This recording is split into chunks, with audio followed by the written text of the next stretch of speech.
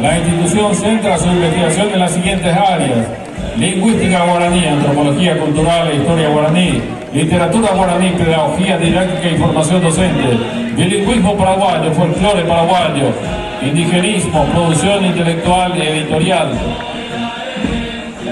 Cuadro de honor, Pabellón Nacional, Silvio Daniel Cáceres Morínigo. Bandera distrital, Rita Mabel Guerrero de Martínez. Bandera institucional, Rosana Beatriz Genes Montiel. Porta la insignia de la institución, Ariel Romero Fleques y María Liz Riveros Ramírez. El director del Instituto de Educación Superior Ateneo Lengua y Cultura Guaraní, Regional San Ignacio. Magíster Amalia Paola Fleques Rolón. Conforman su plantel administrativo y docente, licenciada Perla Marisol Cartero Vera.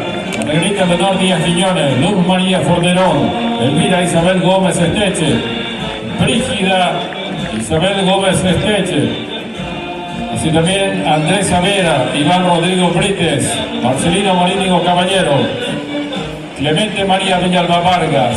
Mensaje en lienzo portado por los alumnos del primer año de maestría en lengua guaraní.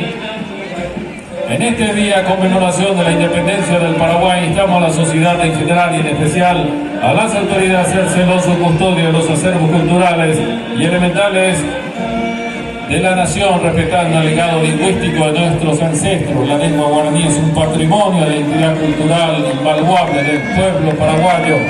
Preservar, fomentar y difundir el idioma guaraní. Formidable la presentación del Ateneo de Lengua y Cultura Guaraní Julio, con más de 180 alumnos según los registros. Nuestros futuros docentes de lengua guaraní, un gran aplauso, por favor, a estos grandes que van llevando adelante lo que es el estudio de nuestra lengua nativa, nuestra lengua oficial, que es el guaraní, señoras y señores.